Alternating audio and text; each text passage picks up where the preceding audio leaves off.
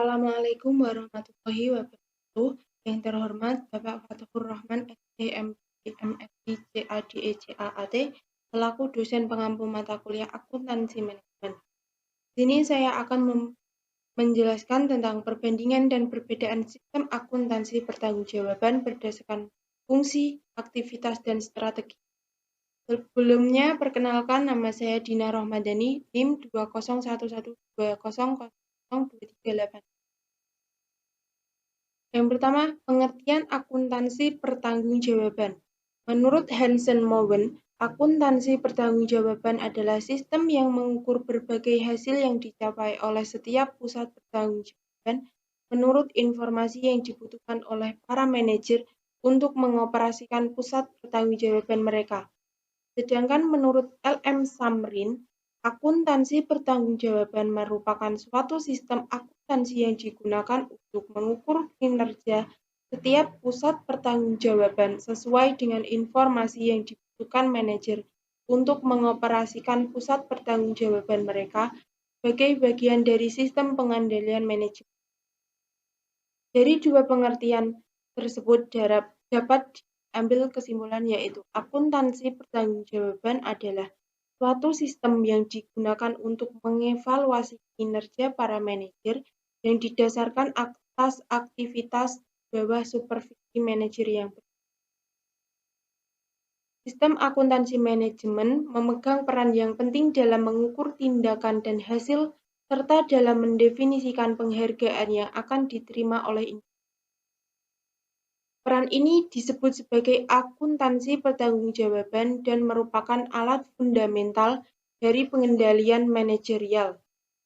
Sistem akuntansi pertanggungjawaban didukung oleh 4 elemen, yaitu membebankan tanggung jawab. Membebankan tanggung jawab menyatakan bahwa akuntansi pertanggungjawaban berdasarkan fungsi terfokus pada fungsi unit organisasional dan individu. Yang kedua, menentukan ukuran kinerja.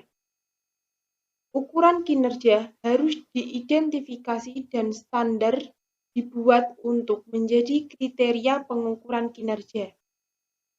Yang ketiga, mengevaluasi kinerja. Mengevaluasi kinerja diukur dengan membandingkan hasil aktual dengan hasil yang dianggarkan. Yang keempat, memberikan reward. Pemberian reward atau penghargaan menurut aturan dan kebijakan manajemen. Jenis akuntansi pertanggungjawaban. 1. Akuntansi pertanggungjawaban berdasarkan fungsional atau Functional Based Responsibility Accounting. Yang kedua, akuntansi pertanggungjawaban berdasarkan aktivitas atau Activity Based Responsibility Accounting. Yang ketiga, akuntansi pertanggungjawaban berdasarkan strategi atau Strategy Based Responsibility Accounting. Yang pertama, akuntansi pertanggungjawaban berdasarkan fungsional. Akuntansi pertanggungjawaban berdasarkan fungsional membebankan tanggung jawab pada individu dan unit organisasi seperti departemen dan pabrik dan mengukur kinerja berdasarkan aspek keuangan. Penganggaran dan kalkulasi biaya standar merupakan tolak ukur aktivitas dari kerangka kerja fungsional.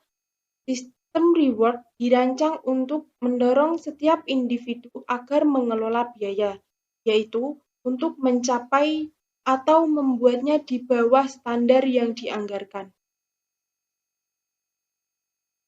Dalam perkembangannya, akuntansi pertanggungjawaban berdasarkan fungsional sering dianggap tidak mampu memenuhi kebutuhan lingkungan bisnis yang bersifat dinamis. Beberapa keterbatasan yang dimiliki akuntansi pertanggungjawaban berdasarkan fungsional antara lain: 1. Terlalu fokus mengandalkan pada varians dan standar. 2. Fokus pada internal. 3. Terlalu menekankan pada tenaga kerja langsung. Yang keempat, mengabaikan biaya yang tidak bernilai tambah. Yang kelima, varians tradisional dan laporan kinerja memberikan insentif yang kurang tepat. Yang keenam, terlalu menekankan pada ukuran keuangan. Yang kedua, akuntansi pertanggungjawaban berdasarkan aktivitas. Akuntansi pertanggungjawaban berdasarkan atas berfokus pada proses dan tim. Tanggung jawab kinerja diukur berdasarkan fokus keuangan dan non-keuangan atau operasional. Waktu, kualitas, dan efisiensi merupakan dimensi penting dari kinerja karena sistem ini bertujuan untuk menghasilkan produk yang biaya rendah, kualitas tinggi, dan diterima konsumen tepat waktu. Sistem akuntansi pertanggungjawaban ini dikembangkan oleh perusahaan yang beroperasi dalam lingkungan yang kompetitif dan menuntut perbaikan berkelanjutan atau continuous improvement. Perubahan yang dimaksud dapat dilakukan melalui 1. Perbaikan proses atau improvement proses, 2. Proses inovasi atau innovation proses, 3. Penciptaan proses atau proses creation.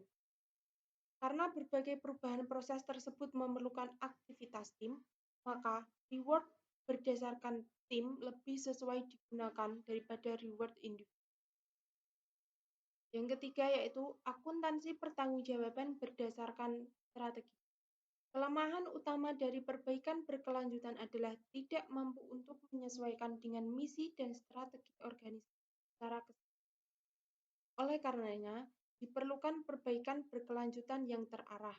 Akuntansi pertanggungjawaban berdasarkan strategi menerjemahkan visi dan misi organisasi ke dalam strategi operasional dan mengembangkan dimensi pertanggungjawaban dalam 4 dimensi, yaitu 1. Keuangan atau finansial, 2. Pelanggan atau customer, 3. Proses bisnis internal, internal business process, dan yang keempat, pembelajaran dan pertumbuhan atau learning and growth.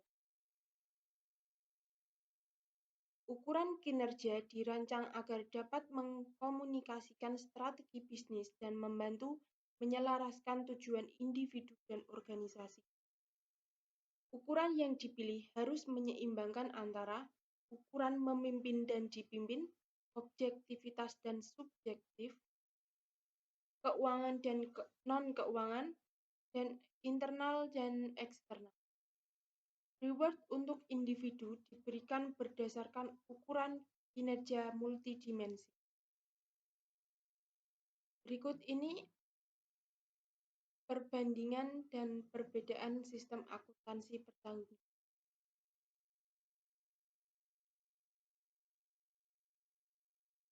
Sekian penjelasan dari saya. Apabila ada kesalahan mohon dimaafkan. Wabillahi taufiq walhidayah. Wassalamualaikum warahmatullahi wabarakatuh.